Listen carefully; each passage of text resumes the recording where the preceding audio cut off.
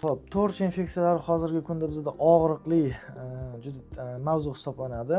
Chunki har bitta ayol kishi homiladorlik paytida 12-haftagacha bo'lgan davrda o'zini poliklinikasida dispanser nazoratidan o'tib, dispanserizatsiyaga olinishi shart. Mobaynida tekshiriladigan bir qator analizlar bor. Uning ichida zaxm, ya'ni bizning tilda sifilis kasalliklari, undan tashqari VICH infeksiya, ya'ni OIV infeksiyalari tekshiriladi va shuningdek gepatit B va to'rch infeksiyalari tekshiriladi.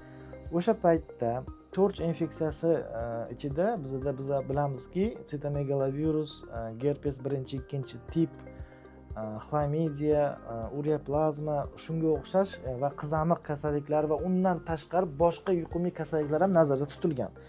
Ularning ichida albatta bizga yoshligimizdan yuqtiradigan ikkita infeksiya bor. Sitomegalovirus va gerpes 1-2 tip. Sitomegalovirus asosiy alomatlari surunkali charchoq sindromini keltirib chiqaradi. O'shandagina biz ularni PCR usulida tekshirib, ya'ni virusga spetsifik immunoglobulin AMG larni emas, balki virus o'zini PCR analizi yordamida tekshirib, ularga tashxis qo'yishimiz mumkin. Chunki sog'lom odamlarda immunoglobulin M va G sitomegalovirus, gerpes viruslari bo'lishi tabiiy holat hisoblanadi.